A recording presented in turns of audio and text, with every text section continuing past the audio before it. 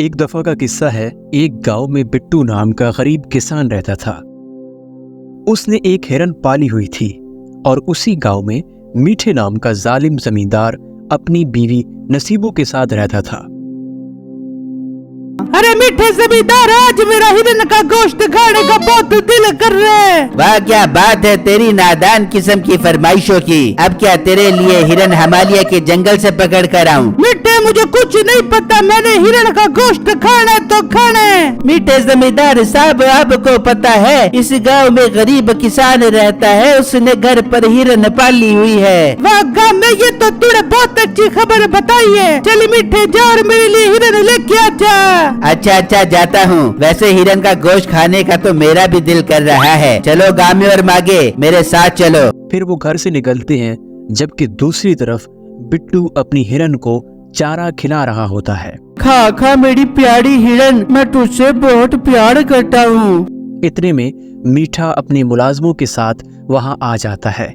वाह, कितनी सेहतमंद हिरन है, इसका गोश्त खाने का तो मजा आ जाएगा। मीठे जमींदार साहब, ये आप कैसी बातें कर रहे हो? बात सुन मोटे, मुझे ये हिरन बेच दे, मैं तुझे इसके अच्छे पैसे दे दूंगा। नहीं मीठे जमींदार साहब, मैं इसे नहीं बेच सकता, इससे मैं बहुत प्यार करता हूँ। ओए, तुझे मालूम भी है ये तू क्या बोल रहा है? तू जमींदार साहब को इनकार कर रहा है। गामे तू चुप कर, बता मोटे ये हिरन कितने की बेचेगा मुझे? भाई, क्या आप जबरदस्ती कर रहे हो? मैंने एक दफा बोल दिया है, मैं हिरन नहीं बेचूंगा तो नहीं बेचूंगा। तूने मीठे जमींदार को इनकार करके अच्छा नहीं किया, अब इसके नताइज भुगतने के लिए तैयार हो जा।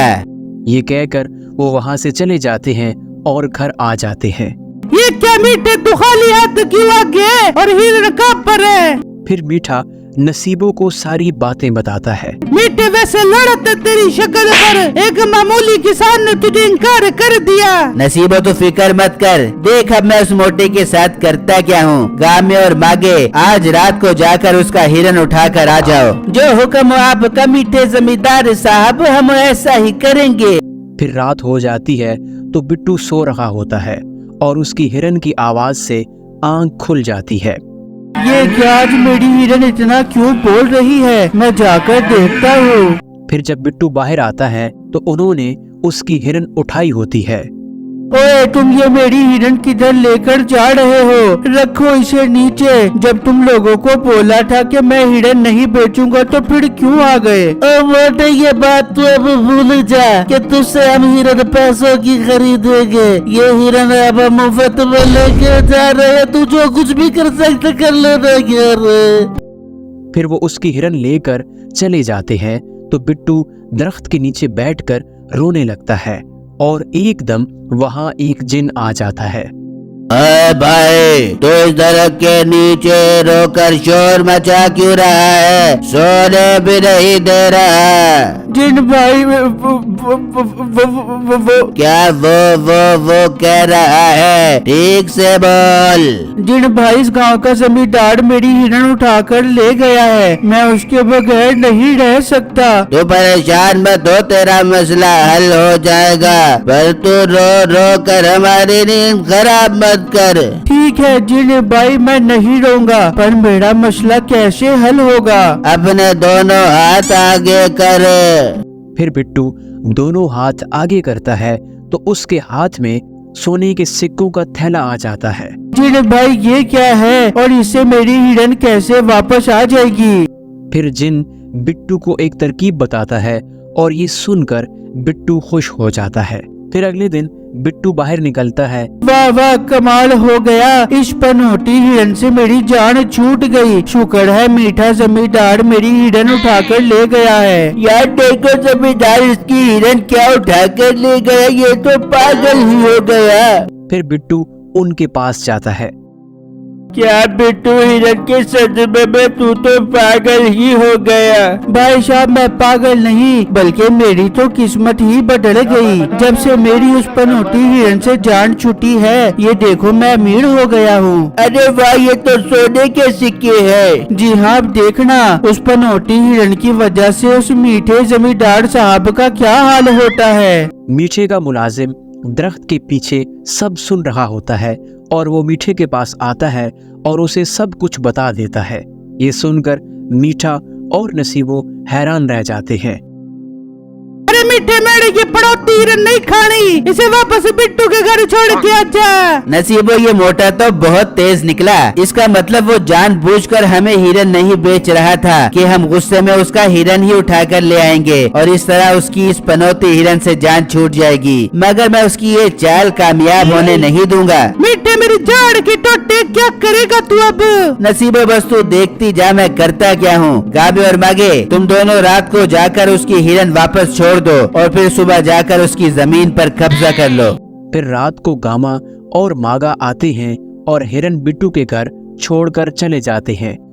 बिट्टू खिड़की से सब देख रहा होता है और फिर वो बाहर आ जाता है। आई लव यू मेरी हिरन, आप वापस आ गई। फिर बिट्टू दरख्त के पास आता है। शुक्रिया जिन भाई आपका, आपकी वजह से मेरी हिरन मुझे मिल गई है। कोई बात नहीं, खुश रहो और अब दरख्त के नीचे बैठकर रोकर मेरी नींद खराब मत करना।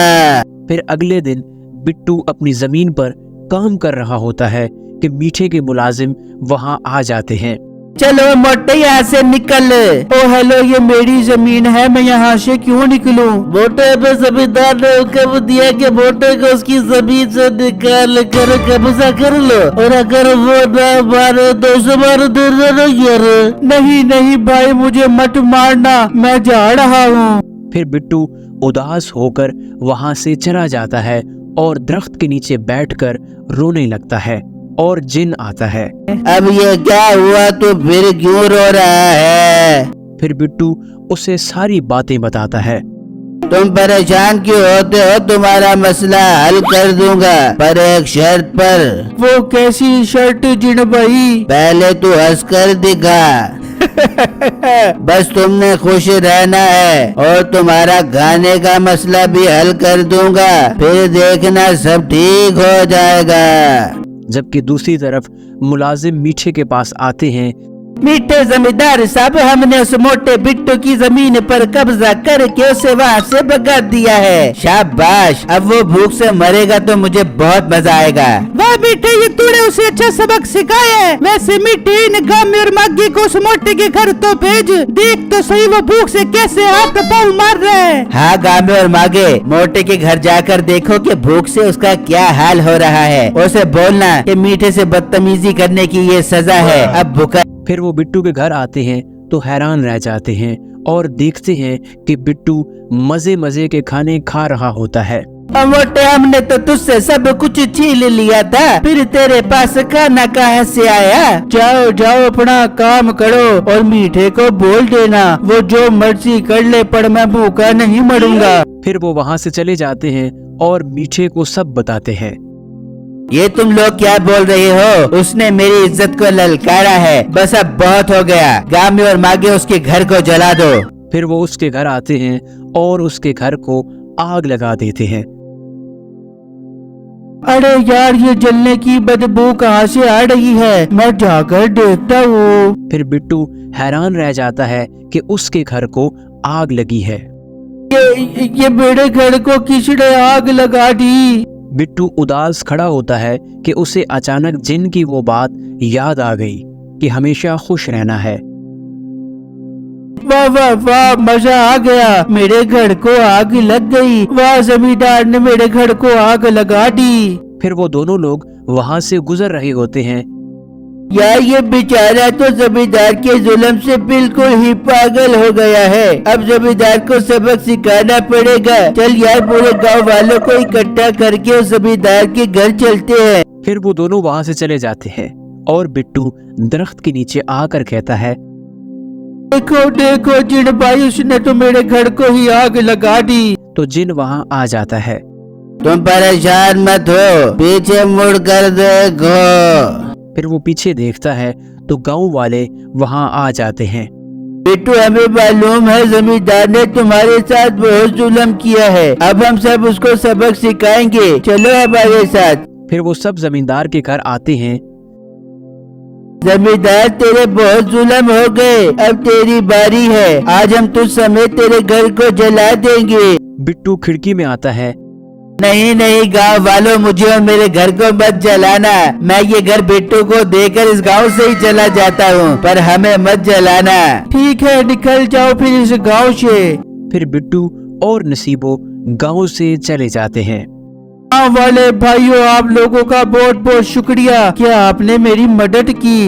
फिर बिट्टू दरख्त के पास आकर कहता है, जिन भाई आपका बहुत बहुत शुक्रिया, मेरे सारे मसले हल हो गए हैं। कोई बात नहीं, शुक्र अल्लाह का अदा करो और अपनी जिंदगी नए तरीके से शुरू करो। फिर अपनी हिरन को लेकर नए घर आ जाता है।